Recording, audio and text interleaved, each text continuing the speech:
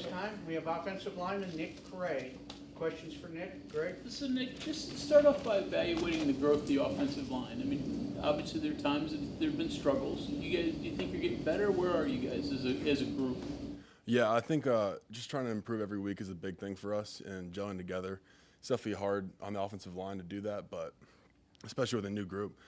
But seeing improvement every week within practice and games is going to be big for us.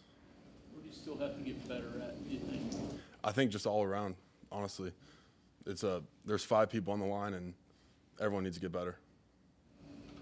What has it been like, and what are the challenges of dealing with a group that players in and out? So forth this year? Dealing with that, it's a different group, obviously, so gelling together with one another is a big thing for us, and just trying to play together and play as a unit is a big thing. You did get to play these past couple years with players that have been on NFL rosters recently, like or currently are, like Zach Frazier, Wyatt Milam, Doug Nestor. How much did that play a role in your development to being able to come in and start and play in the Big 12 where you're at now? I think that was a big thing for me coming here. Learning from the Wyatt Milams, the Doug Nestors, the Zach Fraziers was definitely a big part of my decision coming here, and just learning from them, seeing how they show up early in the mornings, they leave late, all the hard work that they put in, just from football to strength training and all that was a big part, and I think that's definitely helped me to get to where I am now. Evaluate your how have you done, do you think? I'm a very harsh critic on myself, and I think that's a big thing, but I've played all right, but I think there's definitely improvements that need to be made within myself. What do you think of the two fronts you've faced so far, Kansas and Utah, and what have you seen so far from the Big 12? They're both great defensive fronts, and we've just got to continue to play better, to run the ball better, pass the ball, and all that. Preparing for a BYU environment, from a communication standpoint with the offensive line, how important will that be for you guys, just in regards to channeling that in and not really worrying about what's going on around? It's definitely be a big part. I've heard it's very loud there and all that, but we've got to just communicate loud and be comfortable, and that'll definitely help us to get to where we need to be. When you say play better, what does that entail? Just assignment-wise and all of that, I think that's a big thing. If we're key on our assignments and we can make the blocks that we need to make is going to help us. You spent the last. Following up on that a little bit, that makes it sound like it's not a physical thing, and that you don't feel like you're overmatched physically or talent-wise. It's identifying what you need to do. Is that the most difficult thing in the zone blocking system? Yes and no. I mean, we have a system where it's pretty easy to know where we need to be at the right time and just doing that. But, yeah, I would say it's more assignment-based than physical. I think we're a physical group up front, and we need to continue to get better in both aspects. You've been a couple of years in development, getting to this point where you're a starter now.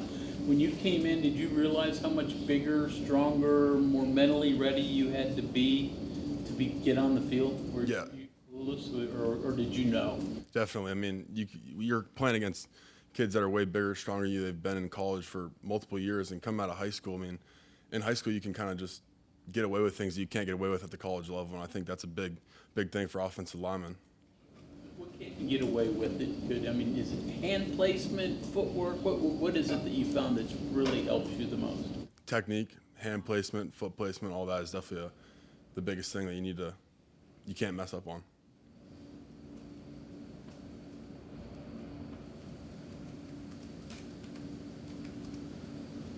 Talk just a little bit about what it's been like coming in here with all these new offensive linemen around you, these people who have transferred in, some freshmen that just came into the program. Like, what's the mentality like, really, to be like, okay, I've been here in this program for a couple years, and I want this to be one of my spots on this starting five?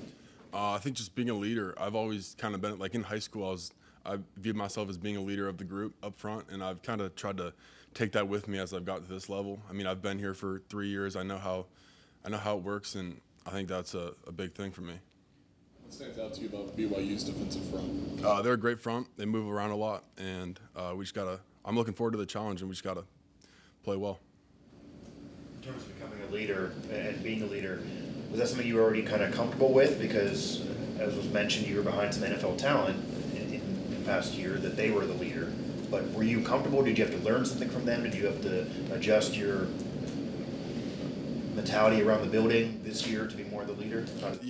Yeah, definitely. I mean, learning from them was a big thing. They were both lead by example and vocal guys, and I think as myself, I was more of a lead by example type of guy, and just trying to be more vocal within this group is something that I've been trying to learn more.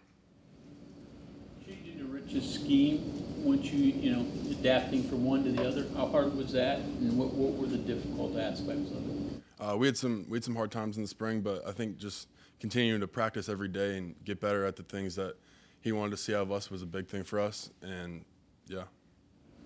Tempo, the biggest thing to adjust to? I would say, yeah, tempo is definitely fast, and I like the tempo. I think it gets the defense off their feet, you know, moving around a little bit, and I think that can be a big factor for us.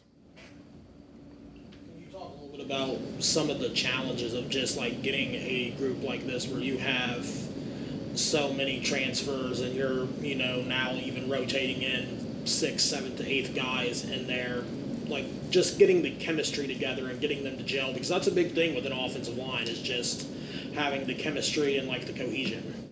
Yeah, funny story, we've actually been trying to build this chemistry a lot. We know we got to eat every Thursday as an O-line, trying to get to know each other better and all that, but it's just a next man up mentality. I mean, everyone's got to play to the best of their abilities on every single play, and that's a big thing for us. How much is the environment, you mentioned the noise, the environment there, a factor, and what have you guys been doing this week to try to get over that hurdle? We've got a couple silent cadence things that'll help us in the future there if that needs to happen, but just being loud and communicating loud with one another and just listening for the quarterback's cadence is a big thing. I've heard a couple of the offensive linemen talk about those Thursday dinners. You guys go to the same place all the time, buffet, you wipe it out. What's it like when those offensive linemen roll into a restaurant? We try to go to a different spot every week, but we definitely run the bills up when we do go out to eat. What's the favorite spot? My favorite spot so far we've went to is probably Kegler's. I guess that's good as long as it's the buffet, right? Yeah, definitely. Okay, thank you very much. Thank you.